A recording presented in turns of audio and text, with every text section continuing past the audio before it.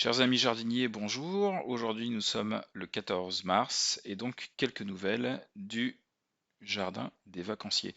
Donc le jardin des vacanciers ou le potager des vacanciers, pour mémoire, c'est un jardin de 60-70 mètres carrés environ, principalement destiné à l'alimentation d'une famille de 3 personnes, donc 2 adultes et un enfant, et qui a pour but de couvrir un tiers environ à la moitié des besoins annuels en légumes d'une famille de 3 personnes. Donc aujourd'hui, à mi-mars, quelques nouvelles du potager. Il n'a plu beaucoup ces derniers temps. Donc ce matin, j'ai principalement passé mon temps à créer ce que j'ai appelé une pergola haricot. Donc le but maintenant pour moi, c'est de travailler ou tout du moins d'optimiser le jardin non seulement sur un plan horizontal mais également sur un plan vertical, et donc de trouver des légumes, des végétaux qui poussent également en hauteur. Donc en 2020, j'ai pour objectif de développer les haricots, les courges, les tomates et également les fraises qui dans une certaine mesure peuvent pousser autour d'un tuteur. Donc ce que vous voyez, c'est un exemple d'optimisation du sol pour avoir une culture verticale, ce que j'ai appelé la pergola haricot. Et donc ce système, à base de fer à béton et également de tuteurs pour les tomates, viendra dès le printemps avoir des courges, des haricots et également des tomates et des fraises. Voilà, je ne sais pas encore dans quelle mesure je vais faire la répartition. Le plan du jardin n'est pas complètement arrêté, mais l'objectif c'est vraiment d'optimiser le plus possible la surface disponible pour la culture. D'un point de vue de ce qui a été fait ces derniers temps, vous avez à l'écran une image de l'ail que j'ai planté mi-février, qui pousse très bien. L'an dernier, ça avait été un gros succès.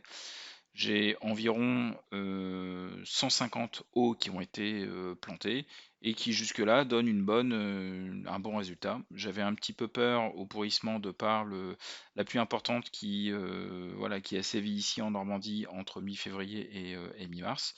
Mais là, il se développe bien et j'ai la même quantité d'oignons qui est également en cours voilà, de développement. Ce que j'ai fait également, c'est que j'ai cherché à m'inspirer du modèle anglais de mur à fruits. Donc le mur à fruits, c'était une technique anglaise qui consistait en fait à faire pousser des fruits le long d'un mur orienté côté sud pour avoir en fait un maximum de rayonnement de la chaleur emmagasinée durant la journée. Donc j'avais des tuiles que j'avais récupérées sur le bon coin gratuitement, qui ne me servait pas. Donc cette année, voilà, je vais essayer de faire un mur à fruits avec des tuiles. Et alors je ne sais pas exactement ce que je vais mettre le long de ce mur à tuiles. Je vais très certainement mettre des courgettes ou des courges. Voilà, je ne suis pas complètement encore arrêté voilà, sur ce test. Je vous avoue que ça reste encore une réflexion de mon côté.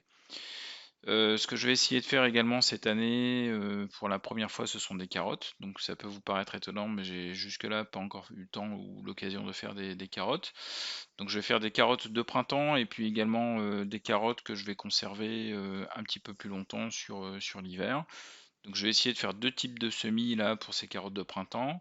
Un semis où bah, je vais faire entre guillemets un semis un peu traditionnel en pleine terre. Et puis un autre semis où je vais juste reposer les graines de carottes sur le sol et puis recouvrir d'une légère couche de foin. Et puis je vais pouvoir comparer les résultats et voir quelles sont les méthodes de germination qui donnent le meilleur résultat.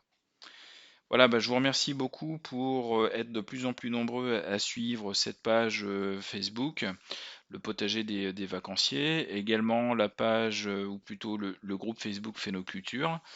Et puis je vous dis à très bientôt, voilà, pour un autre suivi sur l'évolution de ce jardin.